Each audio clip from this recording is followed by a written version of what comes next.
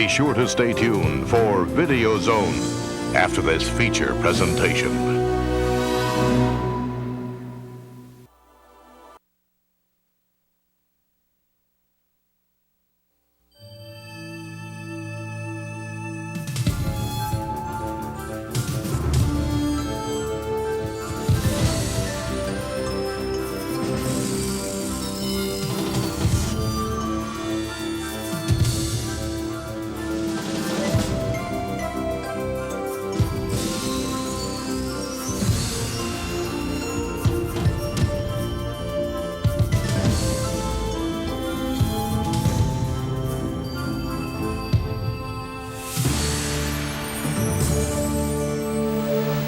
Hi, and welcome to Video Zone. I hope you all enjoy Dollman versus the Demonic Toys.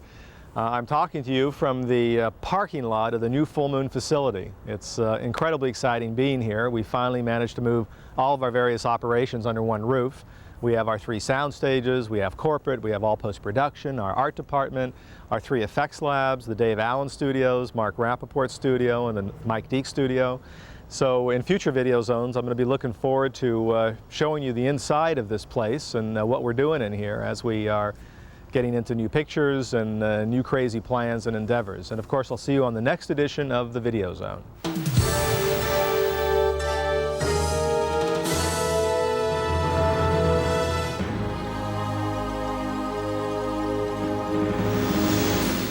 Dollman has got some new toys to play with, and this time they're just his size. Join Full Moon Entertainment on his latest adventure,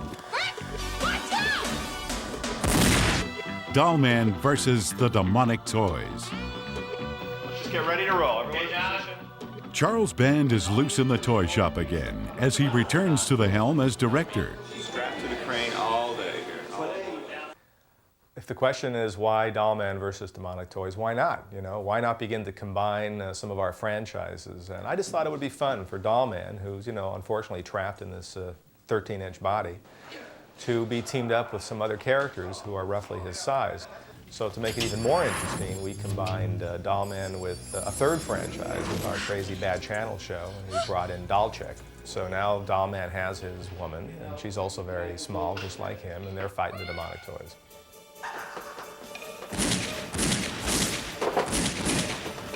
Tim Thomerson returns as the 13-inch cop, although the storyline was a surprise for him. What's my line? I said, what are you going to do with Dollman? He said, I want to bring him back. I want to bring him back. I like him. I like him. So I said, okay, well, whatever you put together, you know, I'm willing to play this guy again. So around here about then he came up with this my idea. size. 'Cause Bad Channel's girl was shrunk, and I'm small, and Ginger. it all just kind of fit together. I think that will be fun for people who are tuned into Full Moon and tuned into this genre, and then hopefully some new fans will see. Yeah, you do all right. Good entertainment, I think. Wow, that almost sounded like a compliment. Maybe it was. Joining the cast from Bad Channels is Melissa Bear, playing Nurse Ginger, Dollman's wild and wacky partner. I guess like it's the wildest nurse ever invented. She's not like your regular stereotypical take care of everything. She's kind of independent and fun. Kids, don't try this at home. Ginger, you take cover. I'm no wimp, you know. Yeah, I know, baby. But you don't have a gun. We do.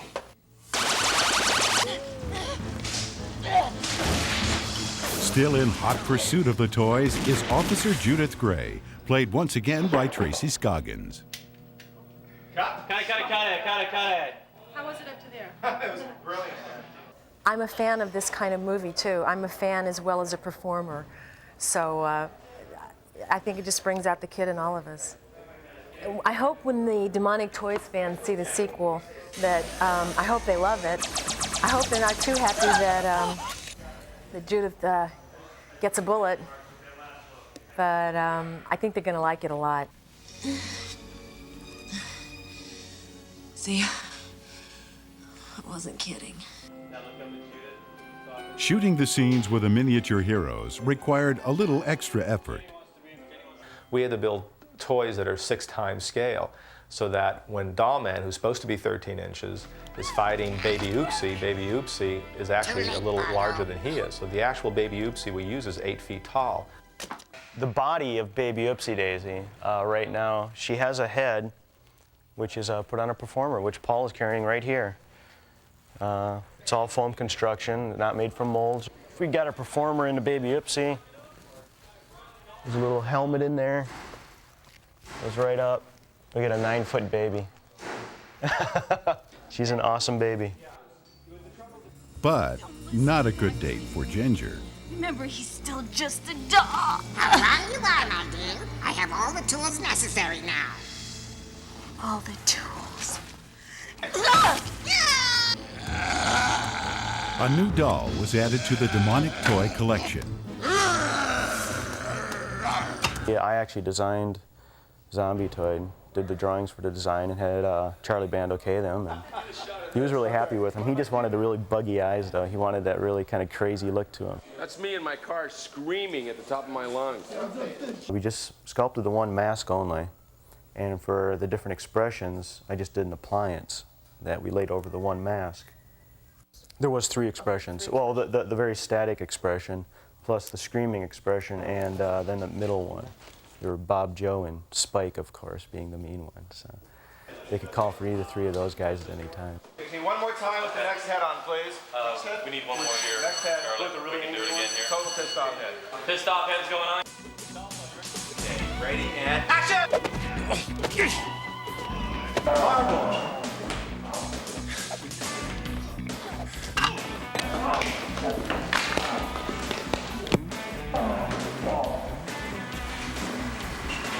Cut. Very good. That was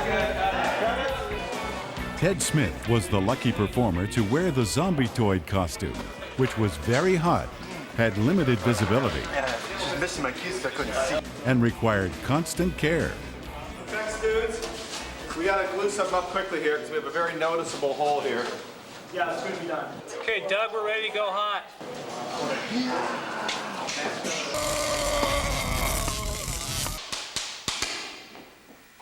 Shocking, man. I mean, stone to kunk, arcing. The other performers had their fair share of abuse. And Thomerson is going to jump off this box and land on him. Okay? 3 guys on it. Yeah, one guy in the head, one in the body, and I'll be in the back and the tail. When I jump on this guy, I don't want to jump on his head. Where are you? We'll take it off inside. Got it? All right. Of all the puppeteers, who can we lose? Well, that would be me, sir. No, you can't do that shit anymore.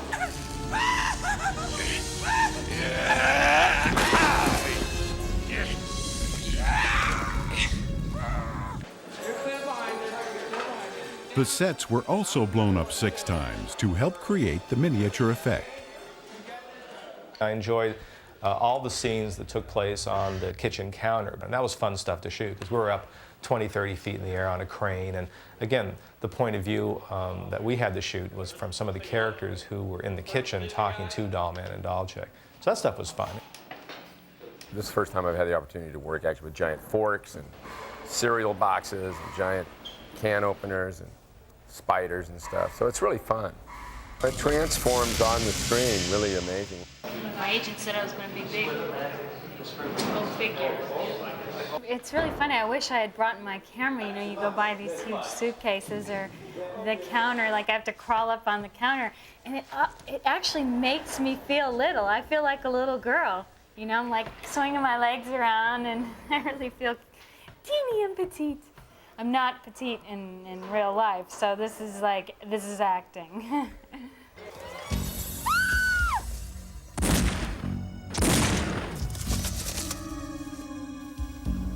The exterminator's here. I like to look at Dollman as a little James Bond guy, and eventually, if Dollman continues on, we're going to put him through all sorts of trials and tribulations. Hope you guys enjoy this. For all you Dollman fans, there'll be plenty more where this came from. Step on it. For a little.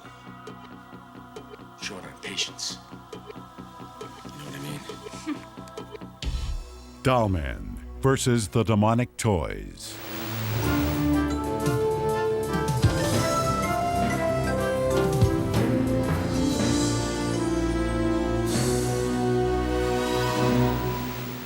Well, in part two, Michelle she now wakes up in Romania and she's becoming a vampire and calls her sister to come and rescue her. Whereas in part three, she's now starting to really be more comfortable with this new state of her, this new world of undead that she's entered, and begins to have more power over Radu, the evil vampire. Basically, she finds out that he is the only person that is like her. He becomes her mentor, her idol, and she basically wants to learn everything, all of his powers, so that she can then control him. She's a smart one. We shot part two and part three the same time. We shot them back to back, and my character, Michelle's character, was not just a regular humanoid that progresses through two films basically staying the same. She physically and emotionally changes, so I may shoot one scene where I'm going for an attack on some guy right for the jugular, no remorse, and then we'll break for dinner, we'll come back, and I'll shoot a scene where the sight of blood completely, scares me to death. So I'd have to keep track, okay, where is she? Is she pure vampire here? Is she part human, part vampire here? Well, actually, I've got a good blood thing going. I've just finished Blood Fist, a kickboxing film. I've got Bloodstone, Bloodlust. I did Hell Comes to Frogtown, the sequel. I reprised Sondel Bergman's role. I've played a couple witches before too. I don't know, I kind of like these sort of occult, immortal characters. I personally do believe in vampires. They're just exceptionally powerful souls. They just have a weakness and a vice, which is blood.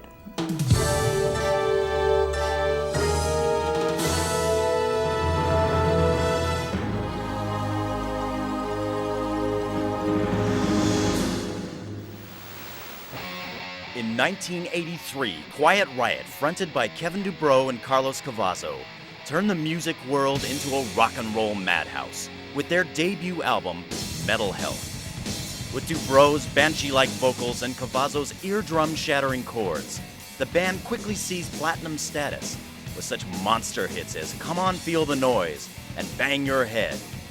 Now, in a devilish alliance with Moonstone Records, Quiet Riot unleashes their thunderous sound for Full Moon Entertainment's Dollman vs. the Demonic Toys with their new album, Terrified. Actually, the band was first started by Kevin Dubrow and Randy Rhoads, late Randy Rhoads, in '75, and that band split up in '79.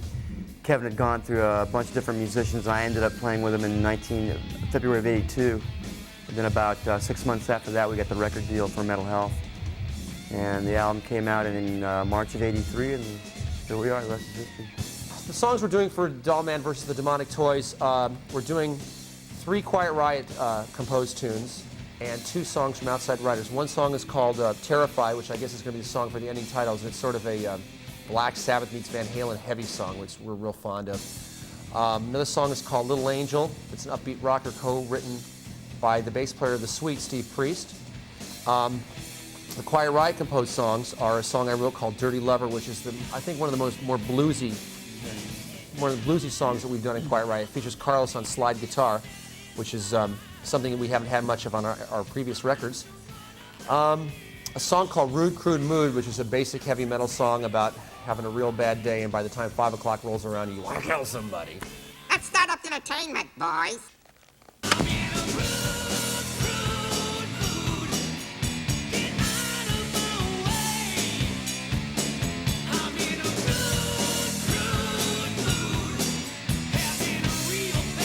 The last song is a song called Resurrection, written by Carlos Cavazo, and it's the first Quiet Riot instrumental that we've ever had. As a matter of fact, it's really going to, I think, surprise a lot of people that it's not the Come On Feel the Noise Quiet Riot. It's real, intense, dark, demonic. The positive thing about the recording process is that you can get real creative on stuff that you wouldn't necessarily think about when you're performing live. Live is a more spontaneous medium. You can really be creative in ways you hadn't thought of before. Yeah, the sloppy slide's wonderful. It's real rock and roll, yeah. But it was fit in. Let's do it from the top. When I'm in there so long, I tend to get fatigued. As long as I'm in there doing something, it's okay. But when you've been sitting around waiting for somebody else to do their parts and stuff, I think anybody would tend to get tired. 25% working and playing and 75% waiting around. I do like recording though, because it gives us a chance to fine-tune the songs. A lot of time they end up changing in the studio, and they get changed for the better.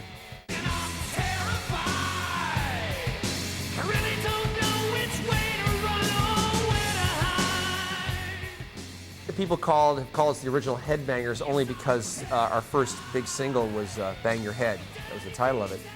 And I mean, we didn't coin the term. Actually, I heard the term the first time when Randy Rhoads returned from England after first touring with Ozzy Osbourne. He said, "You wouldn't believe the kids in the audience, they come to the front of the stage with cardboard mock-ups of my guitar, and they bang their heads. They call them headbangers." I never heard of such a thing. And then Carlos had this great song. The hockey mask is basically just an idea that the band had come up with, sort of the story of a guy who's gone so crazy he had to be put in a straitjacket, and he had to put a metal mask on to prevent him from hurting his face, banging his head against the wall. We're big fans of the Full Moon films. We like the Demonic Toys and the Trancers films, and we love Subspecies. As a matter of fact, we know some ourselves. Met a few. As a matter of fact, you met the Quiet Riot crew? True Subspecies. Terrified is now available on Moonstone Records.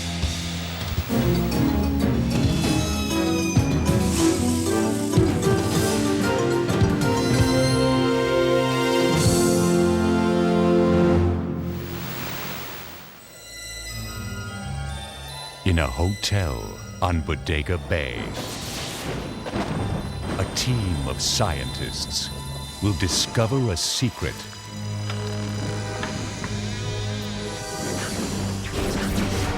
beyond their imagination. For the moment, the secret of my magic and my puppets is safe.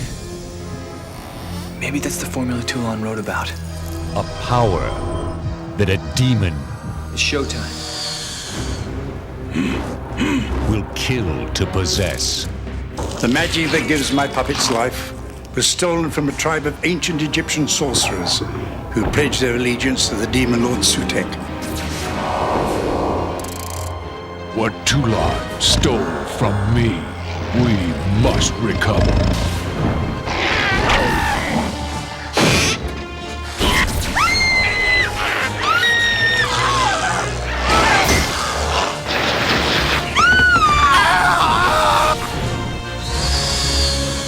Now, their only hope lies in Andre Toulon's deadliest puppet.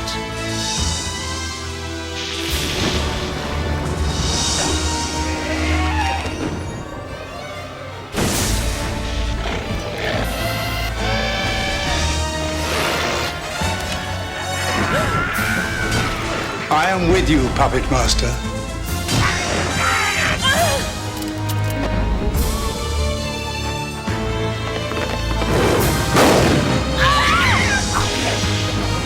Puppet Master 4, The Birth of Decapitron.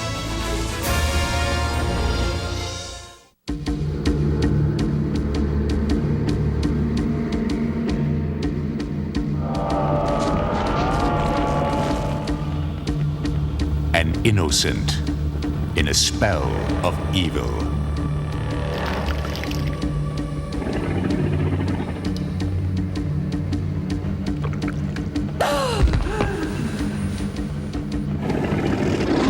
You can't destroy me, Michel. Nothing can. Seduced by a vampire. We together now until the end of time. Who will stop at nothing. You must learn to survive. To possess You promised you would teach me everything. his prey. Reach out with your senses. Body and soul. Take him.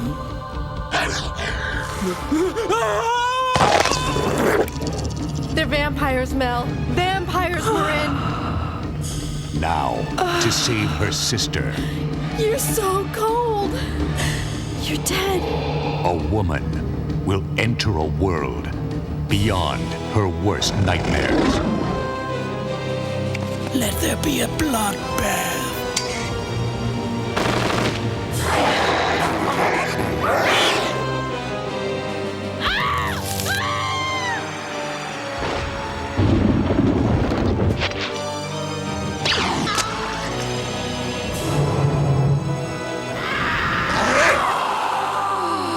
There is no love between the living and the dead. Bloodlust, Subspecies 3. The terror continues this Halloween.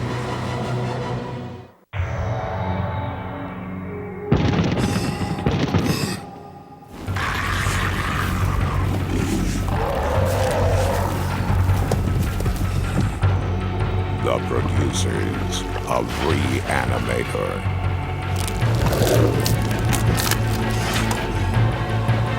And from beyond.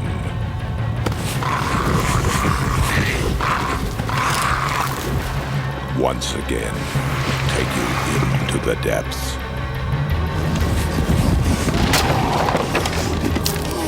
Of horror's most terrifying imagination.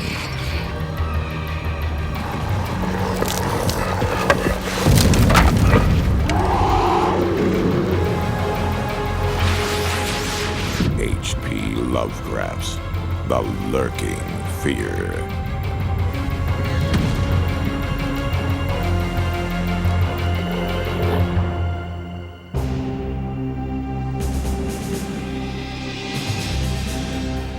In the ruins of the Soviet Union, scientists have built the ultimate war machine. A mandroid, piloted by a human soul, capable of destruction beyond imagination.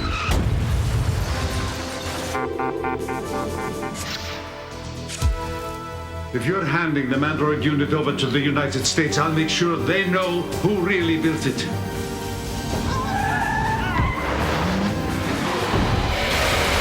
It had to be Drago.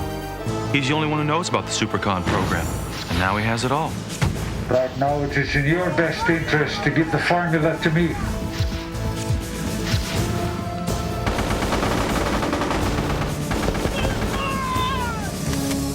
Let's go.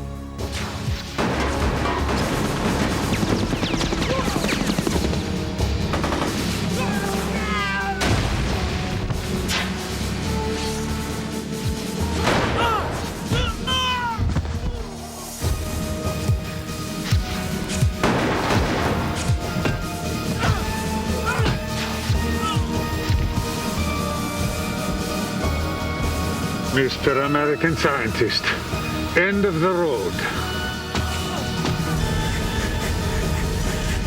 Mandroid, its power is in your hands.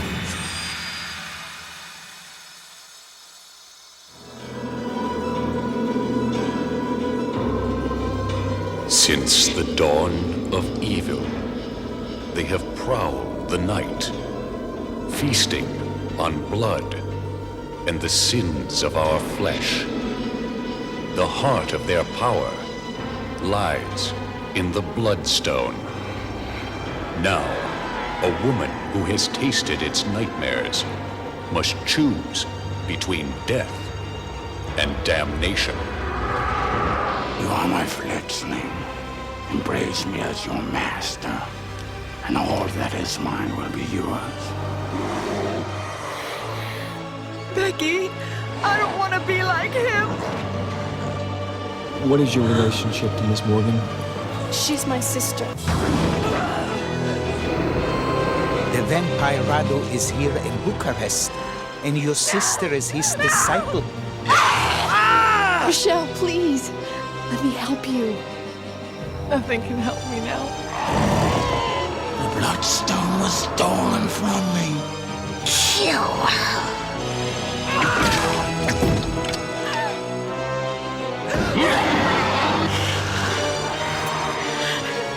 No!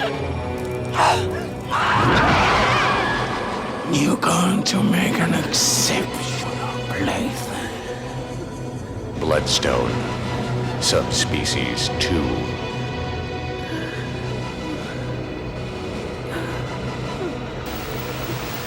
For more information on how to get Full Moon CDs, comics like Puppet Master and Dollman, calendars, and becoming a fan club member, call the Full Moon hotline at 1-800-999-9559 or write to Full Moon Entertainment, P.O. Box 526, 8721 Santa Monica Boulevard, West Hollywood, California, 90069. Thanks for watching, and be sure to stay tuned for the next edition of Full Moon's Video Zone.